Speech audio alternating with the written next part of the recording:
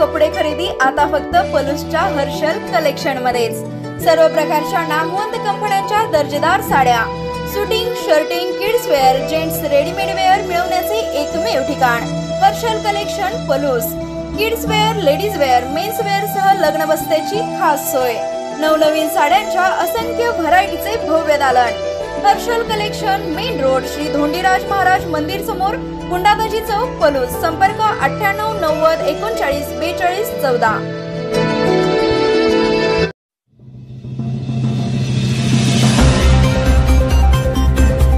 पलूस तालुक्याचा पर्यटन आराखडा लवकरच तयार करू। औदुंबर येथील बैठकीत मित्रा संस्थेची माहिती। जिल्ह्याचा सर्वांगीण विकास साधण्याच्या दृष्टीने नियोजनबद्ध पर्यटन विकास आराखडा तयार करण्याचे प्रयत्न सुरू आहेत। या आराखड्यात पलूस तालुक्यातील पर्यटन स्थळांचा समावेश करण्याच्या दृष्टीने सकारात्मक पावले उचलली जात असल्याची माहिती मित्रा संस्थेच्या पथकाने दिली। या पथकात मित्रा संस्थेचे अंकित मोडगी व चंद्रकांत पाटील, नायब तहसीलदार डॉक्टर आसमा मुजावर, सार्वजनिक बांधकाम विभागाचे अधिकारी यांचा सहभाग होता। जिल्ह्याचा पर्यटन विकास साधून त्या माध्यमातून स्थानिक रोजगार निर्माण करणे हे या योजनेचे मुख्य उद्दिष्ट आहे। जिल्हाधिकारी अशोक काकडे यांच्या सूचनेनुसार आणि पालकमंत्री चंद्रकांत पाटील यांच्या मार्गदर्शनाखाली या कामाचं नियोजन केलं आहे। मित्रा संस्थेच्या सदस्यांनी तालुक्यातील विविध पर्यटन स्थळांचा दौरा केला।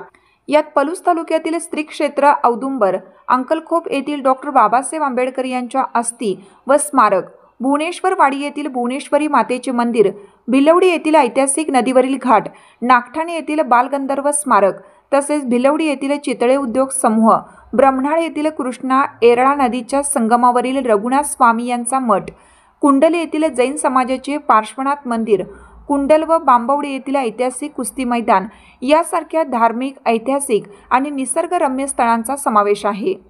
पर्यटन स्थळांवर स्वयंरोजगार कसा वाढेल, शासनामार्फत विविध सबसिडी आणि निधी कसा उपलब्ध होईल याबद्दल माहिती देण्यात आली। भेटींचा उद्देश तालुक्यातील पर्यटन स्थळांचा विकास आराखडा तयार करणे, पायाभूत सुविधा निर्माण करणे आणि पर्यटकांना आकर्षित करणे हा आहे। यासाठी आपत्कालीन, माध्यम आणि दीर्घकालीन उद्दिष्टे ठरवण्यात येणार आहेत। पर्यटन विकासासाठी विविध अधिकारीही उपस्थित होते। यावेळी श्रीदत्त देवस्थानचे अध्यक्ष संतोष पाटील, गिरीश जोशी, अमर पाटील, अमोल सूर्यवंशी, महेश चौगले, रवींद्र पाटील, मंडल अधिकारी विठ्ठल पाटील, ग्रामविकास अधिकारी संतोष माळी सह अनेक ग्रामस्थ यावेळी उपस्थित होते।